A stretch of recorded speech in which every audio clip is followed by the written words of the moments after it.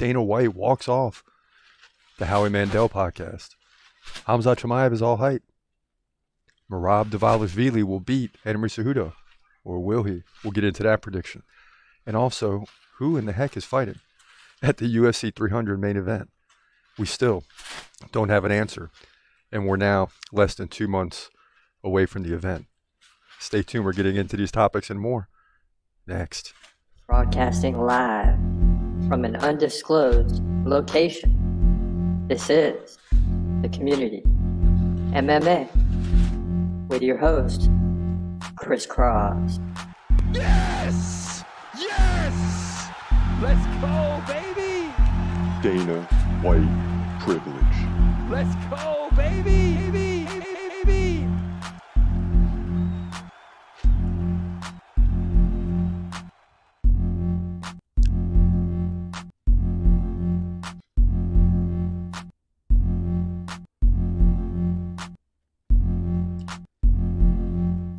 Welcome to the TCMMA podcast, aka the Community MMA. And you heard it right, man.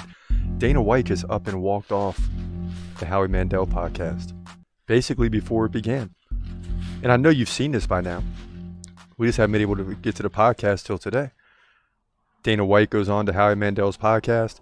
Howie Mandel does this 1 minute introduction of how great Dana White is and all this stuff, and he's going on and on and on, and it finally goes to Dana White and he says, that's it, I'm tired of doing podcasts, and basically I'm out of here. He takes off the headset, he walks off, and that's it.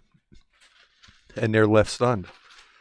Howie Mandel's left stunned. And my first thought when I saw this is, come on, Howie, get to Dana White, this is ridiculous. And then Dana White walks off, and I'm kind of stunned too, but I'm like, this looks staged to me. It looks like it's fake. Other people were saying the same thing. But in hindsight, maybe it wasn't staged. Maybe it was real. Maybe Dana White is just sick of doing podcasts. I don't know. I'm caught in between. But of course, you know, people are weighing in on this topic, of course. Absolutely. A lot to talk about on this one. Because you got to go on these podcasts, and then these hosts on these podcasts sit there and give you this long introduction. It's like, I'm more with Joe Rogan on this one. It's all unnecessary. Like, just start talking right away. Ask Dana White a question as he's putting headphones on. Don't even give him time to sit down. Start asking questions. I love when Howard Stern does the same thing. Just go right into it, man. Everybody knows who Dana White is. There's no need for an introduction. And he doesn't want to waste a minute if he's got a busy schedule and doing all this stuff. And then have to go, say, thank you, Howie, thank you for the introduction. Oh, it's a pleasure to be here. Yeah, it's just fluff. It's fake. So that's what makes it tricky, is it might not have been staged, in the sense that that's just how Dana White is. And that's what we love him for. Even when we get on to Dana White, which we rarely do, we're usually on his side.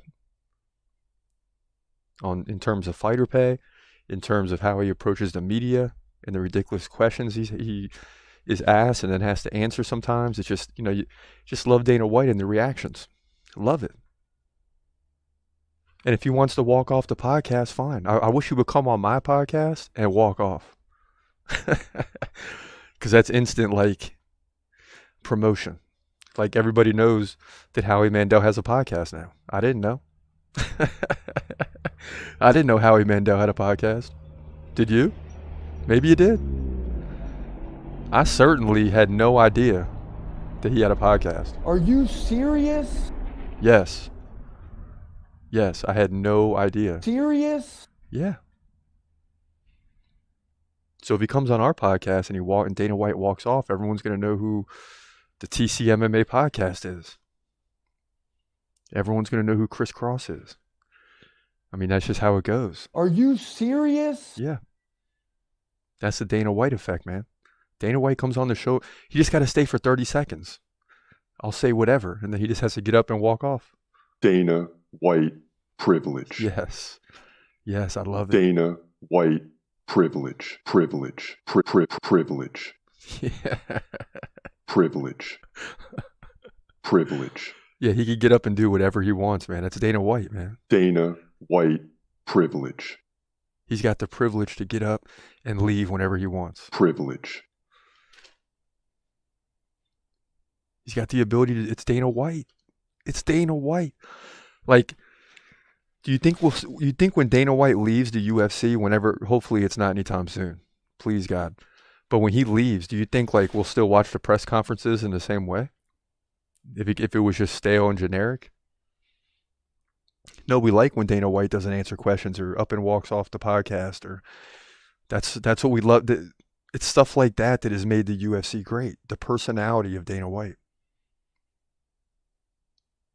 And I know everyone loves him in the UFC, right? So he's not going anywhere. But can you imagine if they try to just move on one day to a different person? It's just not going to be the same. And, it's going to happen one day. Just like I'm going to be too old to do podcasts, and however long that is from now. It's just part of it. I mean, the UFC will move on one day, but it's not going to be fun, man. It's going to be a rough day when Dana White leaves. Oh my God, bro.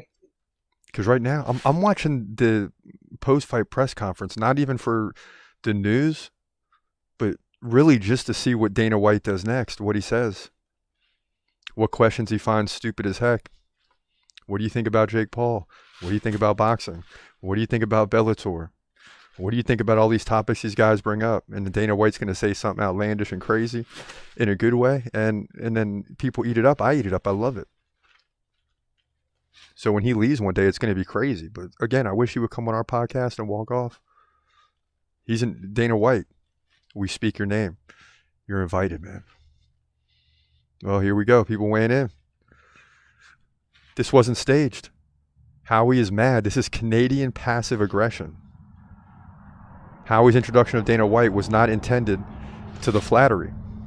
Dana must have said something mean to the other guest, and it rubbed Howie the wrong way. This is what a mad Canadian looks and acts like.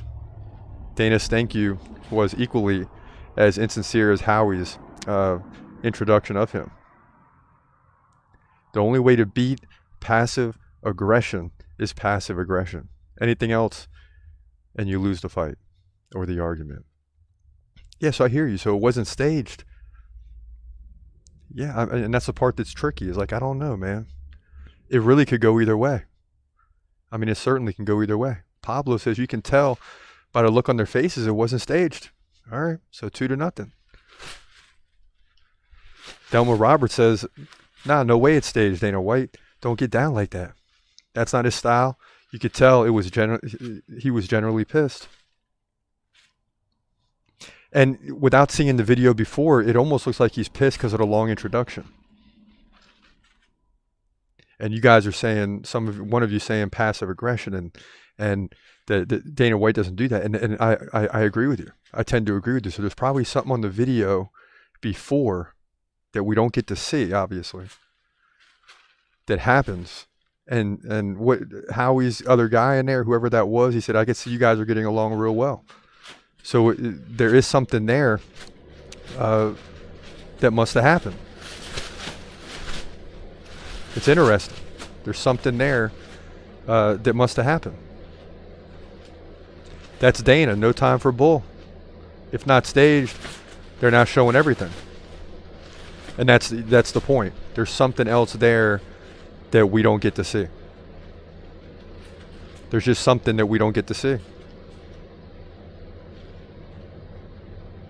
But yeah, at the end of the day, man, Dana White just took off. Howie kept looking at the camera while blowing smoke up his butt and repeating himself. The co-hosts were off, to especially the guy he said was getting along with him. Yeah, exactly. This is definitely a Dana White thing. This is most certainly not staged, because all it does is make Howie's pod look bad. I don't know, man. Bad press is good press. I didn't even know Howie Mandel had a podcast until Dana White walked off of it. I mean, this is what I'm trying to tell you. This is good for Howie Mandel. I mean, if you know how to take this type of news and spin it and in your favor, and not come out and answer questions like people expect you to, and just say, listen, I was shocked he walked off, and just stick with other stuff. You know, go more with against the grain is what I'm trying to get at. Don't go with the basic premise. Look at this like, hey, I'm getting a bunch of free promotion, man. People that didn't even know how to podcast don't have a podcast. Because, listen, again, I didn't know. I had no idea that he had a podcast until Dana White walked off of it. So it doesn't make it look bad. It makes people say, oh, wow, he's got a podcast. If half of those people go and watch it one time, it's a great thing. Because then if he's any good, people are going to keep listening. So any press is good press, my man. Any press is good press. Now, we got a lot to get to today. But first, I promised you the prediction between Merab and Cejudo, so I want to get that out of the way. We got to come back and talk about Khamzat and some other topics like UFC 300. So let's get into that pick right now. In the bantamweight division at UFC 298, you got a big one right here. Merab Dvalishvili comes in at 16-4 against none other than Henry Cejudo, who comes in at 16-3 and was once the dominant force in the division before his sudden retirement. But he's back, and I think this is the second or third fight since he's been back. Cejudo, 2 inches shorter at 5'4". He's 37. He's getting up there. Dvalishvili, 33, right there in the prime. Merab, 4-inch reach advantage. Both guys stand right-handed. Merab is more active, 4.5 significant strikes per minute to 4. So that's only a difference of about 7 to 10 significant strikes. So that's within the window. Merab can land takedowns. He's very good on the ground. 6 takedowns over the course of 3 rounds. It's more than 2 per round. Cejudo can land like 2 over the course of 3 rounds. So what's going to be important is takedown defense. Merab 78%, Cejudo 83%. So that's big for both fighters in terms of takedown defense. Now, Merab has not lost since Ricky Simon submission back in 2018. Since then, he's run off, 2, 4, 6, 8, 9 fights. So he's on a 9-fight win streak, beating Piotr Jan by decision. Jose Aldo, decision. And he KO'd Marlon Moraes. So he's, doing what he's supposed to do. Cejudo came back for a title fight against Aljamain Sterling and lost a split decision. So don't think he's done yet. Sterling 4 takedowns, Cejudo 3. Sterling really dominated in striking, 135-99. But before that, we hadn't seen Cejudo in 3 years since 2020 when he beat Dominic Cruz by KO, then retired. Beat Marlon Moraes, TJ Dillashaw, all these for the title. So it's a very interesting fight. Title eliminator at the highest level. Every fight's a title eliminator, but this is at the highest level. The winner is fighting for the belt and fighting the winner of O'Malley and Vera. Make no mistake about it. And it's an interesting fight, but listen. As much as I love Henry Cejudo, and it's hard to see him losing back-to-back fights, I got to go with Merab Dvalishvili. This guy is just on the rise. He's 33. He's in his prime, the heart of the prime right now. And the time is now for him. If he loses this fight, it's going to be a setback, and he won't get back to a title till he's 34, probably 35 years old. So look for him to go out and win this fight at all costs. He's almost a 2-1 favorite, but that didn't affect my prediction whatsoever. I just think Dvalishvili wins, move to 17-4, wins by decision because Cejudo's that good here in the bantamweight division at UFC 298. Yeah, and Cejudo's talking about retirement, so that's never a good thing. You start talking about retirement, is ever since I heard Dana White say that, back to Dana White, yeah. You start talking about retirement, it makes sense, man. Your mind's already checked out. Merab's winning this thing. And we need it. We need a few picks on the card that's guaranteed after the rough start this year. We need some fights that are absolute guaranteed to give us a few wins, because we need to pull away a little bit. We're 26-22, man. We gotta pull away in the win column a little bit, get some cushion, and then get comfortable about all the rest of the year's picks. It's only February. We got plenty of time. By summer, we better be sitting at a nice 30, 40, 50 wins above losses. But, we'll see. We got another 10 weeks straight or something like that, so we'll see. And there's a dude list. Of course, Khamzat 1, he's coming up. We're talking about him in a minute. Volkanovski 7, he's fighting this week. Is Ian Gary on there? What about Ian Gary? Where's Ian Gary? Ian Gary's not in the top 20. Max Holloway's at 20. Wow. Man, the dude list is getting tough, man. Colby Covington's dropping quick. I have a feeling he's going to be out of the top 20 if he doesn't get his butt together. Sean Strickland's down at 16. My goodness. Aljamain Sterling's barely hanging on. Dvalishvili could win and move up. Ian Gary can win and probably got to move into 15 because he's undefeated. I mean, Bo Nickel, Ian Gary, Khamzat, these are the guys that are coming in the future. Make no mistake about it. I mean, they're coming. So as we shift gears to Khamzat, you know, it's crazy, all the talk that he's hype, that he doesn't want to fight. People got a lot to say about Khamzat. But I'm here to tell you, the guy wants to fight, man. He wants to fight. And the fact that he still doesn't have a fight is just crazy. And, you know, part of the thing is nobody wants to fight him, too. There's some guys that want to fight him, but then Khamzat don't want to fight them, and Khamzat's injured and all this stuff. You know, you just got a lot of things, man, going on. And the time is now for this guy. He's got to get it now so he can dominate for 2 or 3 years.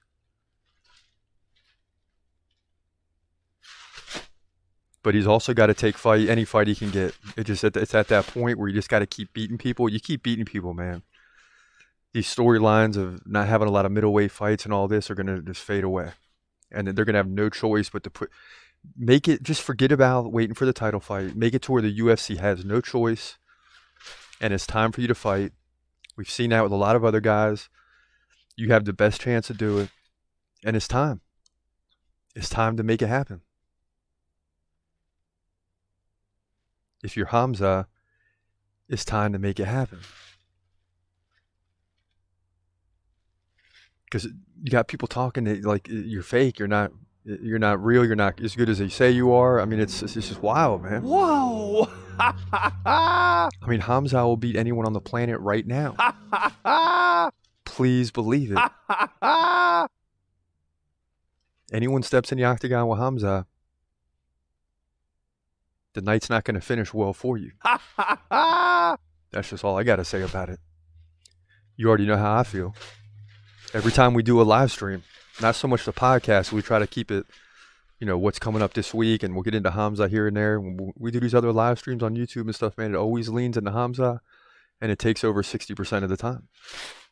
Even the fans, you know, not fans, but just in the chat room, people are always talking Khamzat. That's what people want to talk about, especially who doesn't have a fight, because everyone wants to know who he's fighting. That's the bottom line. Got one way in saying I agree that the UFC has gotten it quite wrong often on the roadmap for Chimaev. However, is the UFC to blame for his long list of illnesses, injuries, visa problems, Ramadan, etc.? He's a too complex fighter with a tangle of issues around him, which means that he's just fighting one time a year since 2021. And I get the gist of it. I get what you're saying. And these are worthy arguments if you're not a Khamzat fan. I'm a Khamzat fan. But I will keep it real, and I'll tell Khamzat straight up, you got to get in the octagon. It doesn't matter who it's against. And you just got to keep beating people, man. You just got to keep fighting right now. You got to get fights. Because then the momentum of the fans build, even the ones that don't like you, have got to see you fight for the title now because you've beaten everybody. Or 3 or 4, you know, I don't know. And I know Khamzat don't want to do that, but he just got to go off for a year. Like, he's got to make 2024, 2025. I'm going to go beat 3 people this year and 3 people next year. And it's going to be whatever. One of those 6 is going to be for the title. And just start doing it. So we're not sitting here next year after one more fight and another year wasted. Like, it is time. I get it. I get it. Pandora, I believe, says at Crisscross MMA. Yes. If Khamzat refuses to fight at 300, the UFC is going to mess with him. Screw him. Daniel White has already been screwing him over for not making weight against Nate Diaz and ruining that event. So they will never forget him. He can say goodbye to a title shot for a long season. And I'm not mad that he missed weight at the end of the day, because the UFC in that situation was using him. What does Khamzat need to fight Nate Diaz for? And I'm telling you this as a Nate Diaz fan. The guy's not ranked. It does nothing for him. He beats Usman, who's a much higher level than Nate Diaz right now. And look at all the excuses after that. So he goes in there and beats Nate Diaz. Then it's like Nate Diaz is no good, and he's old, and he's not the same person, and all this. There's really no point. So he was being used by the UFC, and I'm not mad at him. I'm not mad at him at all.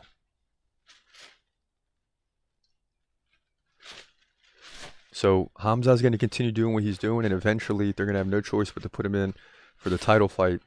They're going to have to, and that's just the bottom line. But since he's not getting a title fight now, he's got to go and fight whoever, whenever, and as much as possible. I think I'm going to have to start to take that direction too, as I talk more and more about the topic, is that he's got to fight. I don't care who. It doesn't have to be for the title right now. We've been going through this for 2 years. He's not getting a title fight. It don't matter if he beats number 3 Gilbert Burns or one of the best men on the planet, Kamaru Usman. It doesn't matter. Everyone's mad that he didn't fight Nate Diaz, because we're looking at Nate Diaz 2016 and not Nate Diaz 2023. It's a whole different era now.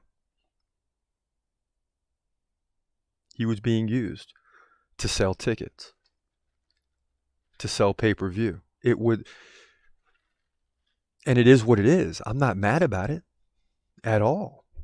Again, the UFC's a business. That's what they have to do. No one's even getting on the UFC or Dana White or nobody. It's like, but understand the situation. That in no way did anything for Khamzat. Even if he goes in there, in best case scenario, beats Nate Diaz, KOs him in the first round, it does nothing for a title fight. Okay, it blows him up, but who cares? Is he going to get a title fight? No, because they're still going to let Colby fight Leon. They're still going to, go through this whole process like this. And then now let Bilal fight. And, so Khamzat's like, let me go to middleweight because that looks more wide open. Then all of a sudden Adesanya falls. And when the champion falls, the division gets crazy because it's especially, Leon's going to hold the belt for a while, I think, here. But with Adesanya falling in the middleweight division, now you got, Strickland won it, then Duplessis takes it over. Duplessis might be the next guy, or Khamzat will come up soon and beat him, and then, or the UFC wants to sell UFC Africa now, so he's on the, just all these things are going against Khamzat right now, to where he's left on the sideline. And it's not fun as a fan at all. And what else isn't fun as a fan is this UFC 300 debacle.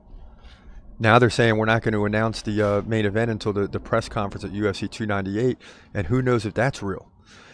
And it probably is. If they say it's going to happen, it's going to happen, but the bottom line is they don't want us all talking about this with UFC 298 coming up. They want to start to turn the focus to UFC 298, give Volkanovski and Topuria their due, and that's what we do have to do it, but that's not till Saturday, so, we're still talking about it now. Because the speculation is dying because no one can figure out who's left. So the initial shock when the announcement made is going to be real. It's going to be something we didn't expect. Like, even if it's Pereira to Aspinall, I'm going to be like, oh, wow, they pulled that off. I'm going to be in a little bit of a shock when I hear that. So that's kind of how this is going to go down at the end when it all comes out. No matter who's fighting, it's going to be like, wow. King Tarzi in the chat saying, yo, yes. Alpha X, yes, we are live. We are live. And I know I'm live because the wind is blowing out here. The little fake roof of the studio we got here is flying up and down. It's going down out here. So we're definitely live. Definitely live, man. And we needed a UFC 300 main event. Bad. We need a UFC 300 main event. Bad. And I don't know. I mean, what do you guys think? Who's fighting in this thing, man? Who's fighting in this thing? Because at the top right now, you have a lot of great fights, but there's got to be something to seal the deal.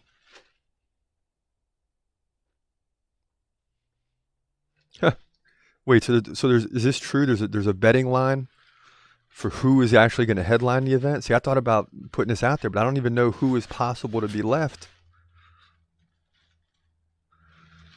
So there's the fight card. Place your wager on UFC 300 headliner. Wow. What are the possibilities? Will Leon Edwards versus Bilal be the main event at UFC 300? The underdog is yes, almost 2-1. Interesting. Alexander Volkanovski to the rescue. Wow. Yeah, I mean, you never think of that. I mean, Volkanovski's crazy. Could he fight 2 months later? I guess if he wins quick.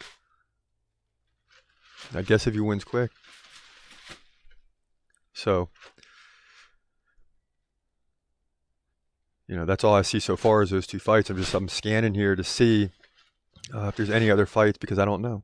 Conor McGregor changes course. Interesting. We'll see. So there's some possibilities, but what else is there? Could you say Pereira Aspinall? Are certain ones out? Like, is Khamzat? Can you throw your hat in the ring for Khamzat? Yeah, I guess Khamzat changes course. So I guess, or Conor McGregor changes course. So what if I want to throw a wager on Khamzat? Not that I'm going to do it, but what's that, like 10, 20 to 1? Or is that closer to 4 to 5 to 1? Because everything's up in the air. Listen, as we've said, all hands on deck. All hands on deck for this one. Anybody could fight. Anybody could fight on this one. And all fighters got to be ready to go in a moment's notice. And I just can't wait to see the announcement. That's what we've been talking about and waiting for a while. Then we can break that fight down. And then then the big discussion is going to be, if there's any discussion that is this really a good main event for UFC 300, then it's going to be a complete failure. If we come out of if we get the main card and we're told and we're like, whoa, this is crazy, it's a success. We're going to know immediately, ladies and gentlemen. And I'm going to be here to bring it to you as soon as I find out, which will be Sunday morning. We'll be talking on the next podcast. We'll be talking UFC 298 highlights and results. We'll hopefully know the UFC 300 main event. I'll, of course, try to get that prediction done before the podcast starts so we can put that out there as well. So be ready for all that. But listen, I guess it's time to wrap it up, man. It's time to really start digging in and looking at UFC 298. About 48 hours away. What time is it? Yep, about 48 hours away. Hard to believe. It's your boy Chris Cross. Hope you have a great day and God bless. Peace.